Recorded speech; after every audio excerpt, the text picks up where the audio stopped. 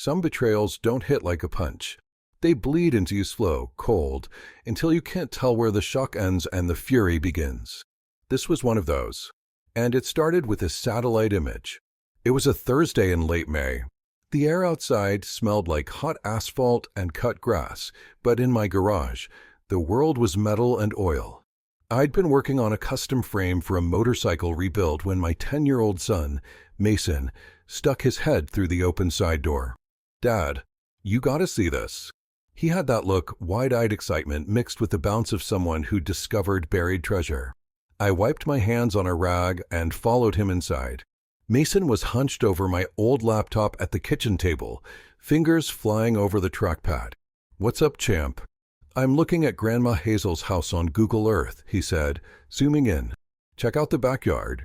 The image showed Hazel's one-story ranch on Pine Hollow Drive in Silverton, Oregon. Perfect little place, half-acre lot, and a backyard so clean you could eat off the grass. At least, it used to be. Now, the picture was wrong. There was a huge dark tarp stretched over a mound near the back fence. The grass was carved with deep tire tracks, the kind made by heavy trucks, and random junk lay scattered, shapes I couldn't even name. "When was this taken?" I asked. Mason clicked a small icon. "Updated 3 weeks ago." 3 weeks. That was about the same time my wife, Laura, started running more errands in the afternoons. My jaw tightened. "Looks messy, huh?" Mason went on. "Grandma Hazel always freaks if I leave my soccer ball out." He was right. Hazel's yard had always looked like a magazine spread, every tool in its place, hedges clipped to regulation height. Whatever this was, it wasn't landscaping. "Do me a favor, buddy," I said. "Go get started on your homework. I'll make dinner in a bit. Can we do grilled cheese?" "Sure." When Mason was upstairs, I took a screenshot of the image, uploaded it to my secure cloud, and just stared at it. My time in the Army had drilled one thing deep into my bones. When something feels off, it usually is. I almost called Hazel right then, thumb hovering over her number, but stopped. Better to see for myself first. The next afternoon, I buckled Mason into the passenger seat of my old F-150. "Where we going?" "Thought we'd surprise Grandma." "Cool. Can we get ice cream on the way back?" "We'll see." Hazel's place sat in one of those quiet, aging neighborhoods where retirees trimmed their roses like they were defending a title. The front yard looked perfect, same as ever. "Stick close to me," I told Mason as we walked up. Hazel opened the door a few moments after I rang the bell. "Eli." "Mason." What a surprise. Her smile didn't touch her eyes. "Just thought we'd drop by," I said. "Of course, come in." Her gaze flicked toward the backyard before she stepped aside. Mason drifted toward the living room. "Mind if he plays outside?" I asked. "Actually, the yard's a mess right now," she said too quickly. "Having some drainage work done." Drainage. That was new. Hazel usually bragged about how her yard drained like a golf course. I made small talk until Mason asked to look through her photo albums. When he was distracted, I asked, "Where's Laura?" She mentioned she might be here. Hazel's lips tightened. "She just ran to the store." Lie. I knew Laura's phone had pinged from our house 30 minutes earlier. "Mind if I use the bathroom?" "Of course." I detoured through the kitchen instead, pulling back the curtain just enough to see the backyard. The tarp was gone, but the ground was a patchwork of fresh sod. Uneven. Settling. There were scorch marks near the fence, maybe from a burn pile, and the tire ruts were still fresh. I flushed the toilet for cover and rejoined them, but the smell hit me as I passed the hallway bleach, faint but sharp, mixed with something industrial. I'd smelled it before. The Army used it to strip stains and odors from concrete. On a side table in the living room was my hammer, electrical tape around the handle, the one I'd been missing for weeks. It had fresh scratches on the head. "Funny, this looks like mine," I said. "Oh, Laura borrowed it for something," Hazel replied. "When?" "I don't recall. That was enough for one day." On the way out, Mason whispered, "Grandma's acting weird. She didn't even give us cookies." He wasn't wrong. And I had a feeling cookies were the least of what was going on. That night, when Laura was in the shower, I checked our joint bank account. Twice in the last month, she'd withdrawn $300 cash from ATMs miles from her usual routes during times she claimed to be at yoga. I closed the laptop as the water shut off. This was bigger than a messy backyard. And if my gut was right, I was standing at the edge of something ugly. The next morning, Laura left for her yoga class at 9:15 sharp. I waited exactly 5 minutes before pulling out the small box I'd hidden in my workshop. Inside was a GPS tracker, a leftover from a side job I'd done last year for a buddy's trucking company. I'd planned to sell it. Now it had a different purpose. I drove over to Hazel's, parked 2 streets away, and cut through the alley. Her silver Camry sat in the driveway. I knelt just long enough to stick the tracker under her rear bumper, tucked behind the frame rail. Step 1. On my way back, I stopped at an outdoor supply store and bought a trail camera. Motion-activated, night vision, Wi-Fi capable. The clerk asked if I was after coyotes. I smiled. Something like that. That afternoon, while Hazel was out and Laura was God knows where, I set the camera high in an oak tree behind Hazel's lot. It had a clear shot of the whole backyard. From now on, anything that moved back there would ping my phone. At home, I installed a keylogger on our laptop. Laura thought she was the only one who knew the password. She wasn't. Every keystroke, every search, every message she typed would get logged. By dinner, all 3 systems were live, GPS on Hazel's car, trail cam on her backyard, keylogger on Laura's laptop. We ate spaghetti like nothing had changed. Mason was chattering about a science project. Laura smiled and nodded, but she wasn't listening to him. Her phone buzzed twice. Each time, she checked it fast and flipped it over. "You seem distracted," I said casually. "Just work stuff." "At yoga." She froze for half a second. "I mean, before yoga." I let it go. For now. Over the next 10 days, the picture got sharper. The keylogger revealed a hidden email account, one I'd never seen before, linked to a Venmo profile under her maiden name. Small transfers, $50 to $200, back and forth with Travis B, contracting. The GPS showed Hazel's Camry visiting the same storage unit 3 times in a week. The trail cam caught Laura and Hazel in the backyard with a tall guy in work boots. He drove a white Ford F-250 with Travis Blame contracting on the side. I ran the plate. He had code violations on record and a recent insurance claim for missing equipment. One night, the camera caught all 3 of them huddled near the fence. Travis pointed toward my house in the distance. Laura nodded. Hazel took notes on a pad. Then a Thursday call came through on the landline when I recorded. "You sure this will work?" Laura asked. "Trust me," Hazel said. "Men like Eli always snap when pushed. I don't want him to hurt Mason or me." "He won't. He'll just yell, 'Act unstable.' That's all we need for the report." Report. The word clanged in my head like a hammer on steel. They were building a case. A false one. I played the recording again that night, alone in the workshop. My stomach felt like it was full of cold lead. They weren't just planning to take Mason. They wanted to bury me alive on paper, in court, in the eyes of anyone who mattered. But they had no idea that I was already digging into them. The following Monday, I drove 2 towns over to meet a family law attorney recommended by a buddy from my Army days. Carter Wells, mid-50s, sharp suit, voice like gravel, listened to my story without interrupting. When I slid the folder of printouts and USB drives across his desk, he flipped through them with slow, deliberate care. "This is more than suspicion," he said finally. "You've got a conspiracy here, fraud, false reporting, maybe even attempted parental kidnapping. And you've built a paper trail most clients can't put together in a year." "I want to stop them before they move," I said. "Good. That means we control the timeline." For 2 hours, we mapped it out. Emergency custody petition, restraining orders, civil suit for conspiracy and emotional distress, and, if the DA saw it my way, criminal charges.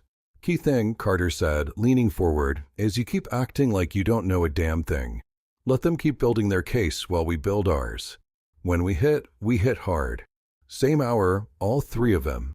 I walked out with a plan and an odd calm. I knew my enemy now. The next week, I kept my head down. Mason and I went about our routine, homework, ball practice, movie nights. I didn't let a flicker of my anger show around Laura. The tech kept feeding me gold. The GPS pinged Hazel's Camry at the storage unit again. She stayed 22 minutes, long enough to move something heavy. The trail cam caught Travis unloading a duffel bag from his truck into her garage.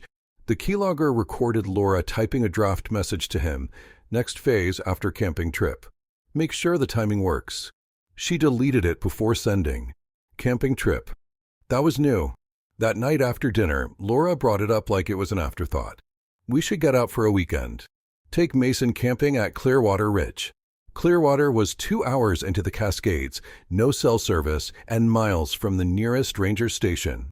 Perfect for an incident no one else would see. Sounds great, I said, masking the way my pulse kicked. When were you thinking? Next weekend. I'll get the gear ready. She thought she'd just set her trap. She didn't know I'd already stepped around it. 2 days later, at 11:42 p.m., the trail cam sent an alert. I opened the feed to see Laura and Travis in Hazel's backyard, hauling boxes from the garage into his truck. They moved like a crew on a deadline. 20 minutes in, Travis pulled her in and kissed her, not a quick one, but the kind that told me he wasn't just her business partner in crime. My jaw tightened, but I filed it under evidence. When they were done, Laura stayed behind, speaking into her phone. The mic caught just enough. It's done. Next phase this weekend. Be ready. By morning, I had the whole thing on a thumb drive, labeled, dated, and ready for Carter. They thought they were circling me. They didn't know I was already tightening the noose. By Thursday morning, I was done waiting for their next move. If Laura and her crew thought they were going to run their little camping trip play, they were going to find out what it felt like to be the prey instead of the predator. I called Carter first thing. They're staging something this weekend. Location's Clearwater Ridge. That's remote, he said. If you go up there, you'll give them the chance to frame you. Don't take the bait. I'm not. I'm going to be standing in a courtroom while they're still halfway through their script. We set the plan. Friday morning, Carter would have an emergency custody petition, restraining orders, and civil suits for all three, Laura, Hazel, and Travis, signed, sealed, and ready to serve. We'd coordinate with the county sheriff's office for simultaneous delivery. But that was only the first punch.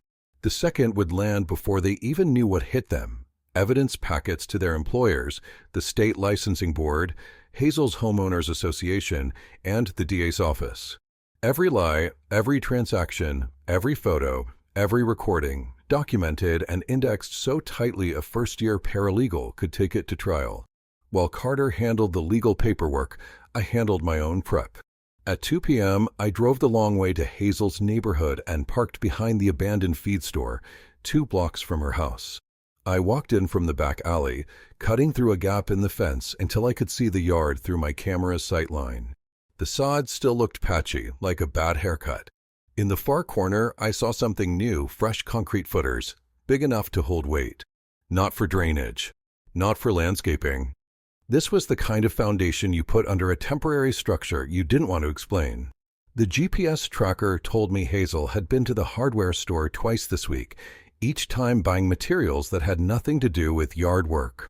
I took pictures from 3 different angles and sent them to Carter with a short message, premeditation. Physical evidence in place. Back home, Mason was at the kitchen table coloring a cardboard solar system for school. Laura was in the den, phone in hand, speaking in the kind of hushed tone you only use when you're hiding something. Yes, we'll be back Sunday. I'll make the call Monday morning. No, he doesn't suspect a thing. She laughed then, that soft, smug kind of laugh that made the hair on my neck stand up. I made a mental note. Monday was their big day, which meant Friday was mine.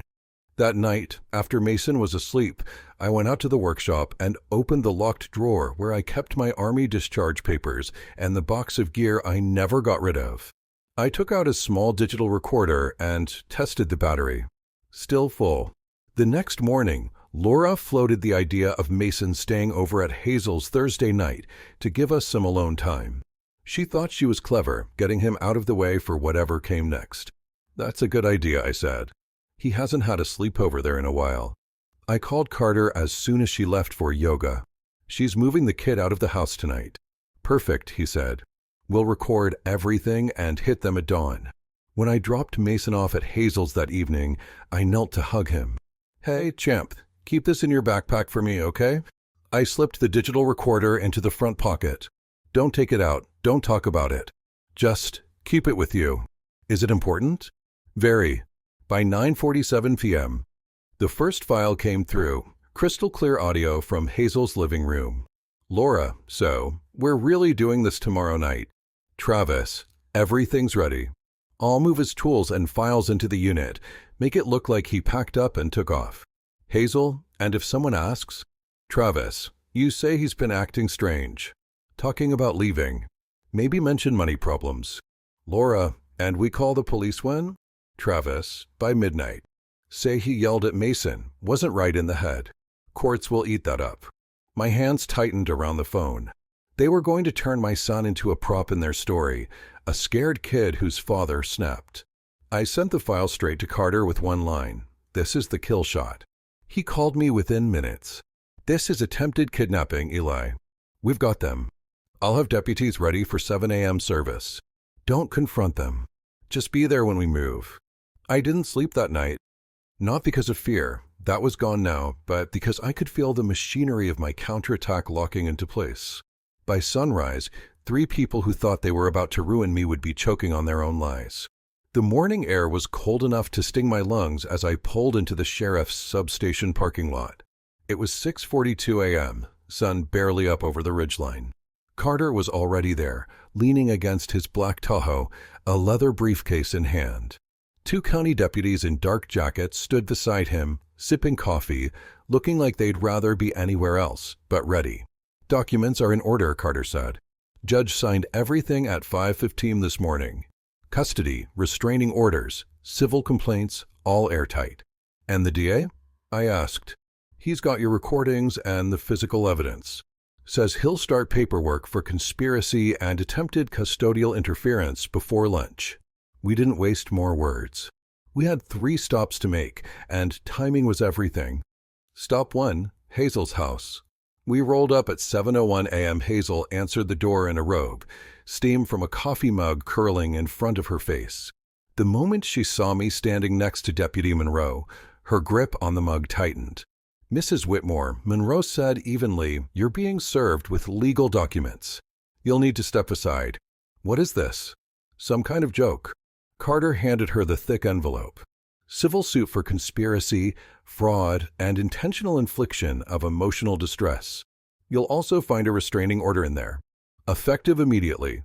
Her eyes darted past us toward the stairs, where Mason's backpack sat. He was still here. Mason, I called. Get your shoes on, buddy. You're coming with me. He came down the steps, half asleep but alert enough to know this wasn't a normal morning. Hi, Dad. Hey, champ.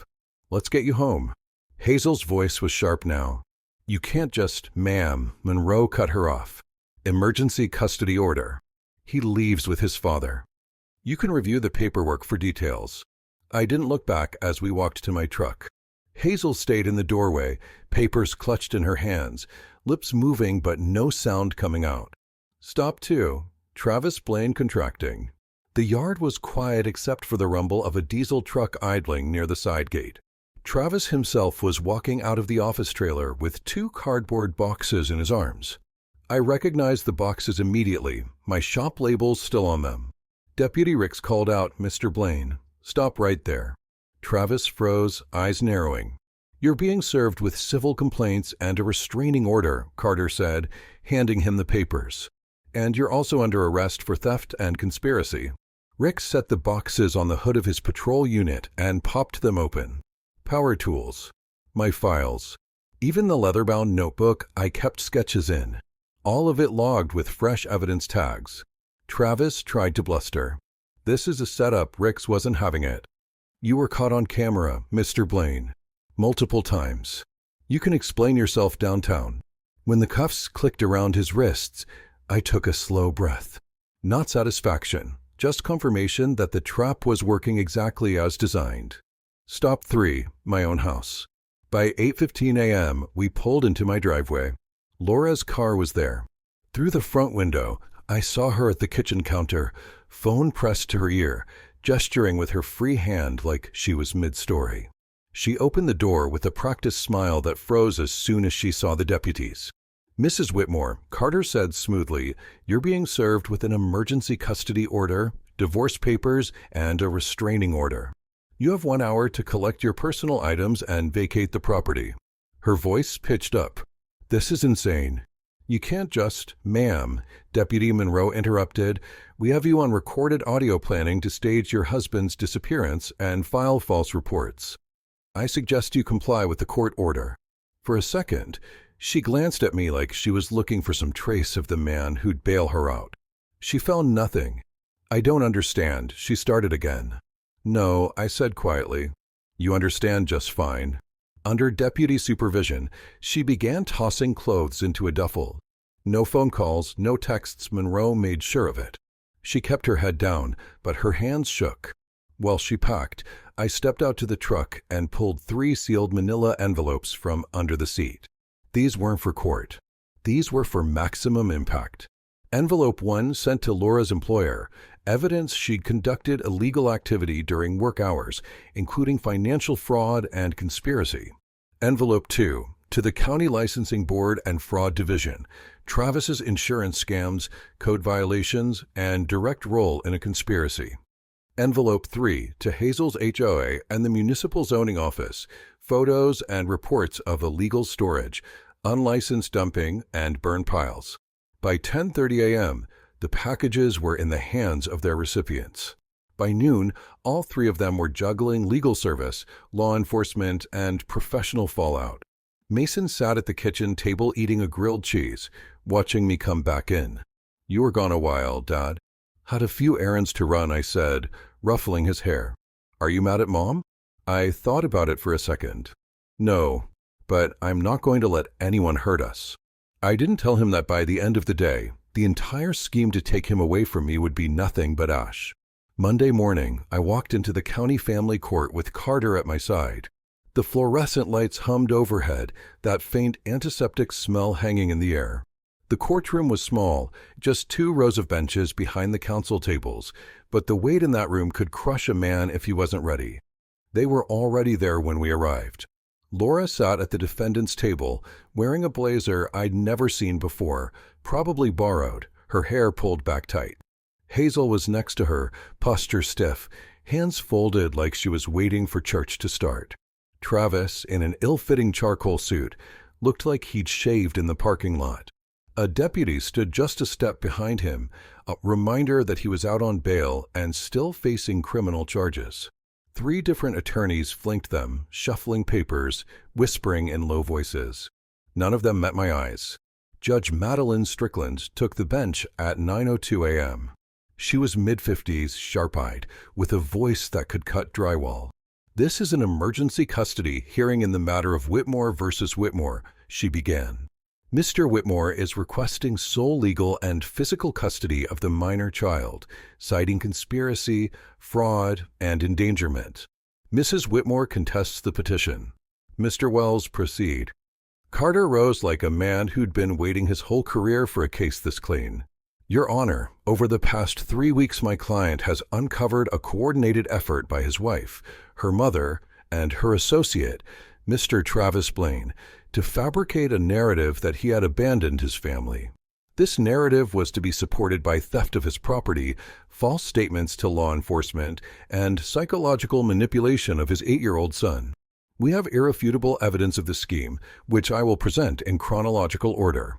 He began with the photographs from the trail camera, grainy night shots of Laura and Travis moving boxes from Hazel's garage into his truck. The timestamps matched GPS pings from Hazel's car and bank transactions from Laura's hidden account. Next came the financial records, the secret email address, the unreported Venmo transfers to TB Contracting, the hardware store receipts for rope, plastic sheeting, and temporary construction materials. Then Carter queued up the audio from the recorder in Mason's backpack.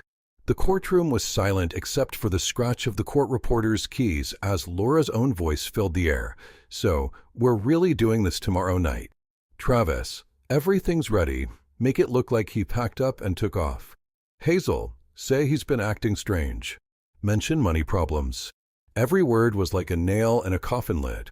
Laura's attorney jumped up. Objection, Your Honor. This recording was obtained without my client's consent. Oregon is a one-party consent state, Carter replied smoothly. The recording was made with the consent of the father, whose minor child was present in the conversation. It is entirely admissible. Judge Strickland didn't even hesitate. Objection overruled. Continue, Mr. Wells. We move to the most visual piece, the burnt family photo. Carter placed it on the evidence display stand, the curled blackened edges framing what was left of me and Mason from last Christmas. This, he said, was recovered from a burned pile in Mrs. Whitmore's backyard. It is symbolic destruction, a visual act of erasure, and proof of the defendant's intent to remove my client from his son's life completely. Hazel's attorney tried to paint it as household waste, but Carter wasn't having it. Your Honor, this photo was burned during the same week the defendants purchased materials to stage a disappearance. It is part of a pattern of deliberate, premeditated acts. Then came the bomb, video of Travis being served at his office, boxes in hand, contents matching the inventory of my missing tools and work documents. The deputy in the video read him his rights while he stared into the camera like a man who just realized his ladder was leaning against the wrong wall. When Carter was done, it felt like the oxygen had been sucked out of the room. He'd built the case like a fortress, every brick in place, every angle covered. Laura's attorney tried to claw back ground. Your Honor, my client may have acted imprudently in her personal relationships, but that does not make her an unfit mother. This is a domestic dispute being inflated into a criminal matter. Judge Strickland turned her gaze on Laura, voice steady but lethal. Mrs. Whitmore, you were recorded planning to make your son believe his father abandoned him.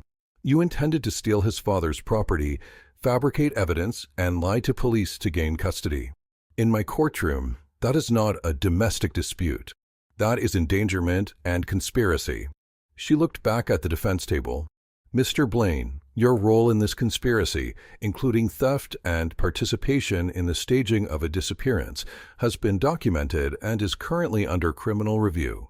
Mrs. Whitmore Sr., your direct encouragement and participation in this scheme will also be referred to the district attorney. The ruling came without fanfare, but it hit like a sledgehammer. Based on the evidence, I am granting Mr. Whitmore's sole legal and physical custody of his son. Mrs. Whitmore will have supervised visitation only, pending completion of a psychological evaluation and compliance with court-ordered counseling. The temporary restraining orders are made permanent for all three defendants. Laura's face went slack, as if her strings had been cut. Hazel's mouth worked silently. Travis stared at the table, jaw clenched so tight a muscle twitched near his ear. As the bailiff called the next case, Carter leaned toward me. That, he murmured, is what winning looks like. I didn't feel elated, just steady, focused. The war wasn't over, the civil suit and criminal charges were still ahead, but the most important battle had been decided. Mason was safe, and now I could go on the offensive without holding anything back. 2 weeks after the custody hearing, the DA's office filed formal charges. For Laura, conspiracy to commit fraud, attempted custodial interference, and filing false police reports. For Hazel, conspiracy, aiding and abetting attempted custodial interference. For Travis, theft, conspiracy, and insurance fraud. Travis was the first to crack. His public defender must have walked him through the evidence. The video of him loading my property into his truck, the trail camera stills, the bank transfers, the burned photo, and told him the truth. A jury would hang him out to dry. He pled guilty to all counts in exchange for a shorter sentence. 2 years in minimum security, no parole before 18 months. His contracting license was revoked before the ink was dry. Hazel thought she could brazen it out. She showed up to her first court date in pearls and a tailored blazer, like she was attending a luncheon. But the HOA notice hit her mailbox the same week the county's environmental department slapped her with fines for illegal dumping and unlicensed storage. She sold her house to cover the penalties and her legal fees. She moved into a one-bedroom apartment above a laundromat on the edge of town. Laura held out the longest. She tried to paint herself as the victim, emotionally manipulated by her mother and pressured by Travis. But the recordings made it clear she wasn't a bystander, she was a co-architect. The DA offered her a deal, 18 months probation, mandatory counseling, and a permanent mark on her record. She took it. The civil suit moved in parallel, and Carter didn't give them room to breathe. He pushed Discovery like a man on a deadline, forcing them to hand over bank records, phone logs, and email archives. We found more than I expected: side accounts, fake invoices, even an application for a post office box in another county under an alias. By the time depositions rolled around, their lawyers were begging to settle. We met in a cramped conference room at Carter's firm. They sat on one side, all three of them looking smaller than I'd ever seen. Carter slid the settlement agreement across the table. Eli keeps the house, the vehicles, and full custody. You each pay damages and legal fees. In return, we drop the civil claims before trial. Sign, and it's over. They signed, one by one. Hazel couldn't meet my eyes. Travis kept staring at the table like it might open up and swallow him. Laura looked straight at me the whole time, like she was searching for some flicker of mercy. She didn't find it. With the settlement finalized, I redirected part of the payout into a trust for Mason's education. The rest went into expanding my shop, new welding bays, better ventilation, a small classroom for the community college courses I'd started teaching. The local paper got wind of the criminal case, mostly because of Travis's business implosion. An article ran with a headline about contractor sentenced in fraud and theft conspiracy. They didn't name me or Mason, but everyone in town could read between the lines. I kept my head down, let the noise die on its own. My focus was on the boy who came home from school each day with new stories about science projects, baseball practice, and the goofy stuff his friends said at lunch. Still, there was a part of me that didn't relax until the last sentencing was done, the last payment cleared, the last legal document filed. Only then did I feel the full weight of it, how close they'd come to ripping my life apart, and how completely I dismantled theirs instead. I didn't need to see them again. The law had done its work, and I'd made sure the damage they took was the kind that didn't heal easy. 6 months after the last court date, the town had moved on. Names fade quickly when they're no longer useful as gossip, and none of them, not Laura, not Hazel, not Travis, had much left to offer anyone. Hazel's once pristine social calendar was empty. She was rarely seen outside her apartment over the laundromat. Once I spotted her in the grocery store, scanning the bargain bin for dented cans. She caught sight of me and froze, her knuckles whitening on the cart handle. I didn't stop, didn't nod, just kept walking. Travis was out of prison by then, but he wasn't back in business. His license was gone, his reputation burned. Last I heard, he was hauling scrap for cash under the table. The man who once strutted around job sites with a clipboard now spent his days pulling copper wire from demolished houses. And Laura, she was the ghost I still crossed paths with the most. Supervised visitation meant she came to the county family center twice a month to see Mason. I stayed in the lobby, reading or grading welding assignments, while he was in the playroom with her and his staff monitor. He never came out upset, but he never came out smiling either. He was polite with her, distant, like she was a teacher from a school he'd left years ago, someone who existed in his past, not his present. One afternoon after a visit, Mason climbed into the truck and buckled his seatbelt. "Dad," he said, "Mom asked if you hate her." I kept my eyes on the road. "What did you say?" "I said you don't hate anyone. You just don't trust her." "That's a good answer, bud." "Yeah, I don't trust her either." We didn't talk about it again. We didn't need to. Life settled into something solid. The shop thrived. The evening classes filled every semester. Mason learned to weld bead runs that were straighter than some of my early work. Saturdays were for fishing at the reservoir or fixing whatever needed fixing around the house. The first winter without them, I replaced the old water heater myself. The one Travis used to complain about whenever he came by. It worked fine, but I upgraded it anyway, a small, petty satisfaction in knowing I could fix what they never could. One cold evening, I got a plain envelope in the mail. No return address. Inside was a single sheet of paper. I know I can't undo what I did. I just hope one day you'll believe I'm sorry. L. I read it twice, then dropped it into the shredder without a word. I didn't want her sorry. I didn't want anything from her. She taught me one thing worth keeping. Once someone shows you the kind of person they really are, believe them the first time. The following spring, the judge extended the supervised visitation order indefinitely, citing Mason's stated preference and the unchanged psychological assessment. Carter called me afterward. That's about as permanent as it gets without terminating rights entirely, he said. That's good enough for me, I told him.